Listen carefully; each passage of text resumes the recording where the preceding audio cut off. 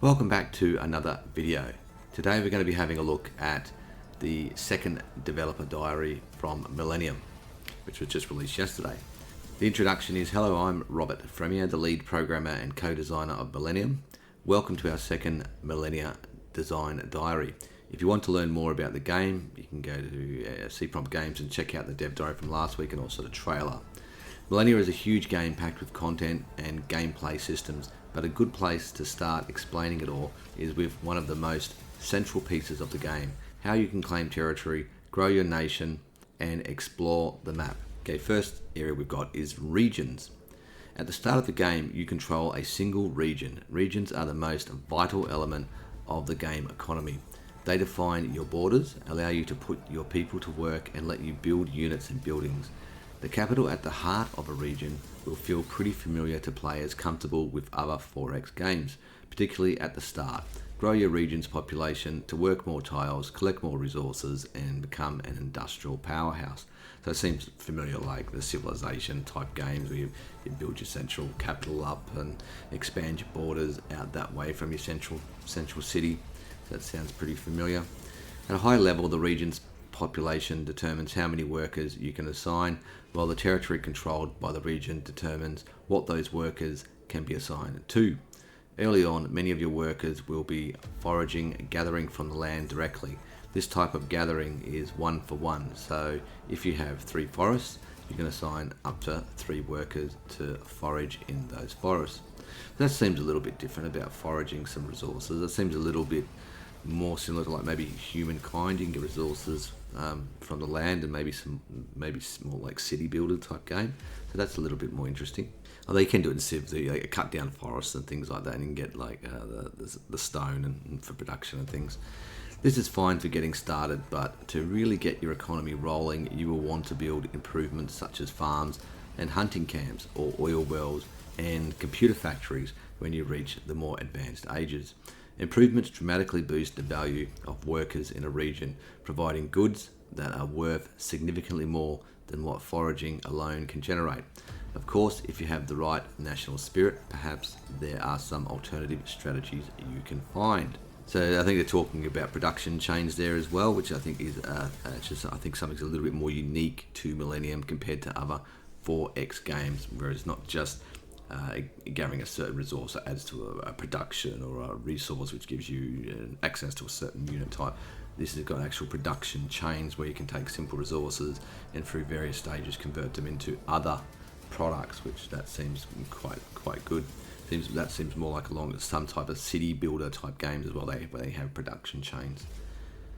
Regions can also be strengthened by constructing capital buildings, which are permanent upgrades to the region. These represent infrastructure, monuments, and other ways to improve your region as a whole. Like improvements, there are a huge range of these, providing additional resource income, army encampments, and other bonuses. So there's 2 distinct features there. You've got the improvements you can do to the tiles, which you can build factories and other things, like as I mentioned, computer factories and something as actual tile improvements to the region. And then you've got capital buildings, which is buildings like in your city. They're calling them regions, so I don't, they're actually calling it a city, but they're calling it a capital building, or they're calling it a capital, not a city, which are permanent buildings and upgrades to the city its actual self. So they're like your typical buildings you'll build in a city. And we'll look at this picture here, which you can see in more detail. You can see there's quite a range of early range buildings there, like lookouts, encampments, temples, markets, pretty straightforward. You got palisades, town centres, cranes, food stockpile. And you got a few others there. And you got a wide range of units. So it looks like there's a few more buildings than what you'd probably expect in other 4X games, and there's also a couple more units there. Like you've got like a dugout canoe, city guard, chariot, spear, scout carrier. That all seems pretty similar for early type of 4X games. So you can see up the top there the different type of stats. You got 8 population, looks at it, 6 turns to grow. The needs are being met 164%, so I guess that's linked to the growth. Over on the right, you got the rush build. We've seen that plenty of times. And on the left, you've got the tabs, workers, build, towns. And I like it's got a filter there. So I guess once you get lots of buildings and different types, you can filter between the various units. So that's handy. Okay, moving along. Growing your nation by gaining more regions involves vassals. These are similar to regions, but they operate mostly on their own. They will grow over time and claim parts of the map, and they contribute some of their income to you each turn as tribute. You don't have to manage the needs or worker assignments of a vassal, and they also don't incur any of the costs associated with a region, so they can be a very useful tool in painting the map without slowing down your economy. When the time is right, you can convert a vassal into a region to utilize its potential more fully. We'll talk a lot more about vassals' needs, improvements, and goods work in a future dev diary, as there are a lot of interesting gameplay details to cover there. So it seems like you grow your regions or expand into another region by having a vassal or creating a vassal, and then over time you, integrate that vassal as part of your empire, and it becomes a separate new region which you can then develop more fully. So that's an interesting concept. Towns. In addition to settling a new region, you also settle new towns. Towns are a part of a region, smaller population centres that boost the central capital. Each town also influences the expansion of a region's borders, so they present a lot of choices for defining the shape of a region. Do you want to steer your region towards some of vital resources, or to claim disputed territory from another nation? Do you want to maximize the total area of your region can control, or focus on a more compact, easily defensible setup? Each game will require you to adapt your strategic positioning differently. And we'll have a quick look at the picture they've provided here. And in this picture, I guess you can see that the town in the center there, Sigtuna, and just to the north of there, it looks like north, just outside the borders, you've got a quarry. So I guess that town and the capital will expanded borders to include that quarry in time. We could build maybe the city closer to there, and if you want strategic resources, you plonk down a town to try and grow the borders over time to secure that key area, or if there's like a key pass, mountain pass, or defensible terrain or something like that. So that seems pretty good. Everything else looks pretty standard. I know it's turn 17 of year 6000 BC, so like the game starts quite early in human development. Domains, so it's got government, tribal. I wonder what that is. Is it 2 turns to tribal? They're building something, or technology maybe? Well, no, it says research at the top, so it's got to be something else. Maybe it's linked to the ages, perhaps. You got the regions, armies on the right, mini map down the bottom right. And it says there, a little miniature display, hills, marble. With a quarry you get 2 marble and 2 production of the marble. Okay, so increase the production to 2 with a quarry. All pretty straightforward. Enemies may try to raid your towns. If a town falls, your region can lose territory that was controlled by the town. Towns also contribute militia units to the capital, bolstering defences there when attacked, which creates some interesting tactical choices when assaulting an enemy region.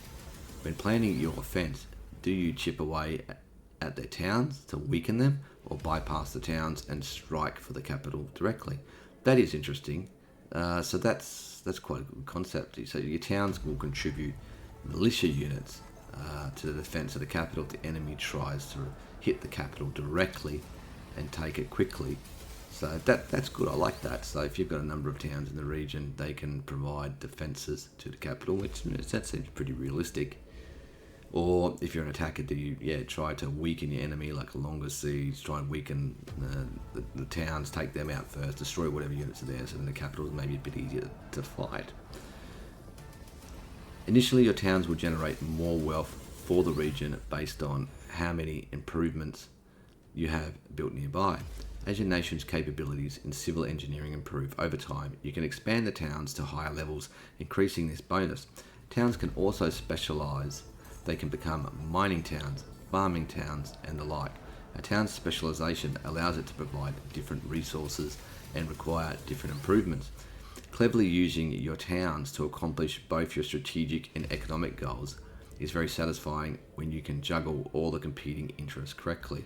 Well, that's good. You can actually specialise the towns as well. So you can focus on mining, farming, and there's probably, trade and maybe there's research towns and stuff you can get as the game progresses. I'm sure there's probably a wide variety you can specialise in. So creating a new town can only be done by using a culture power.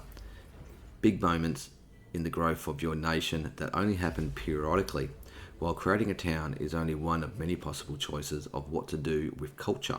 Knowing when and where to expand is an important skill to master in Millennia.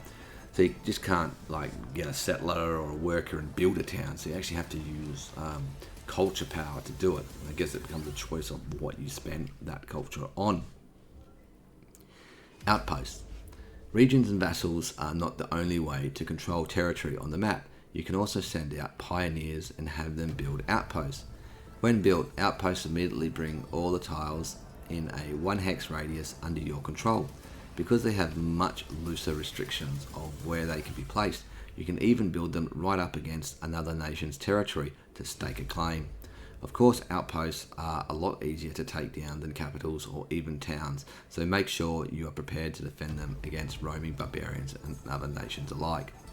So it sounds like outposts can fill those gaps between your regions, your vassals, and you can build outposts and you want to secure a key resource or a key bit of terrain, or you want to, so the AI doesn't, or your enemy doesn't grab that piece of territory first. You want to claim that land, so you can plonk down an outpost with a pioneer, as they call them. So the basic outpost can also build trade posts within its territory, allowing you to send valuable goods to any of your regions. Because these trade posts do not require workers, they can be an extremely potent way to supercharge your economy, particularly when available workers are scarce. Later in the game, more advanced outpost types become available, such as castles or missions. These allow you to provide extra abilities to your outposts and can make a large part of your overall strategy. So it sounds like it's like a trade network and also defense network as well, because they can be upgraded to castles and missions, and I'm sure they give you other abilities as the game progresses. So that's interesting, and I like how you've got the 3 different types of expansion there. And if we look at this picture, you can see here, looks like in the bottom right there, looks like now near the Sahara Desert. Looks like that's like a type of outpost. And in the top, nice, that looks like, is that another region or is that a town? Hard to tell. It's got the little flag next to it, so I think that's another region. It's got 6 pops, so I think that's like a capital, and that's a region there. And the bottom one is a outpost by the look of it. And at the very top, it's a bit faded, but it looks like that's an outpost too. Someone's claimed up there. I like on this on the left, domains. I wonder what they are. And you got, I wonder if it's ages, Imperial Dynasty, Exploration, Warfare, Engineering, God, King Dynasty. That is interesting. And then on the right, you've got, it's got quite a few army groups there. It must be units. I think they're mostly spearmen by the look of it. Yeah, it's interesting. It's good. Outposts are also very convenient for establishing a road network through your nation, as each one you build will automatically connect up with other nearby outpost capitals and towns. Of course, just the normal progress of a region and its towns are often enough to get you roads where you need to go. But where there is a big gap of terrain to cover, outposts can quickly get the job done. Well, that's good. So it's sort of like automated with the road building and road connection, so you don't have to manually do it with workers. That's good. Outposts also provide a defensive bonus and increase the healing rate of your armies, any nearby armies stationed there. There are also many powers which let you spawn units at a friendly settlement, which includes outposts. Using outposts tactically as forward bases or reinforcement hubs can give you a significant military advantage. So it sounds like this is really quite a useful feature there, having the outpost as forward deployed, so you can heal your units up, deploy new units. So that's going to be a key feature for if you're staging an invasion of a nearby enemy or even a faraway enemy. You're going to have an outpost, and maybe it's going to be linked up with other outposts to do that. I'm assuming you have to be a road connection or something to deploy units there. So that's a good concept. And that's pretty much the end of the second dev diary, and it ends off with, I hope this first look at some of the detailed mechanics in Millennia has provided a little more insight into some of the basic building blocks of the map control game. There is a lot more to talk about, so stay tuned for our next dev diary, where we will be talking about more about nations, governments, and more. So it was just a basic today, getting the basics of how you expand on the map using regions, the vassals, towns, and outposts, and what you can do with it. I like how it's not just you get a settler, build a city, expand your borders, and your borders just grow a bit of culture and that over time. It seems a lot more involved. You've got a lot more options. It's a bit more complex and nuanced than maybe some other 4X games. And I think it's a common theme there. You can even see with some of the buildings and the tiles improvement, it's going into more depth than what other 4X games may have gone into in the past. So that's what I'm noticing, some of the things I'm noticing straight up with Millennium from what they've released so far. It just seems to be a bit more detailed than perhaps what other games are. I like some of the pictures too of the buildings and the units they've given in the screenshots. Probably I would like to see a bit of improvement in the map, some of the map pictures and the icons, but it is only an early alpha, they're saying, so they've still got a fair bit of development to go. I think we're probably still early next year, or not early next year, I think maybe the first quarter, second quarter next year, maybe a little bit of release date. So I've still got a fair bit of time to polish up that. But that's probably my only thing I'd like to see, maybe a little bit better on the graphics front on the main screen, but it could be limited with the engine and that they're using as well. So but that's probably the only thing I've noticed in our improvement so far. But we'll see how it progresses over the next few months with Dev Diaries. But so far, I'm really liking what I see. And if it's in terms of game development, if it's a better game and a better development of the game and gameplay, then I don't mind the graphics being a little bit lower than other games. The gameplay is far more important in my opinion. Alright, well, we'll end the Dev Diary here. Thanks for tuning in and watching this one. It's looking good so far, so tune in next week for the next Dev Diary on Millennium. Bye for now.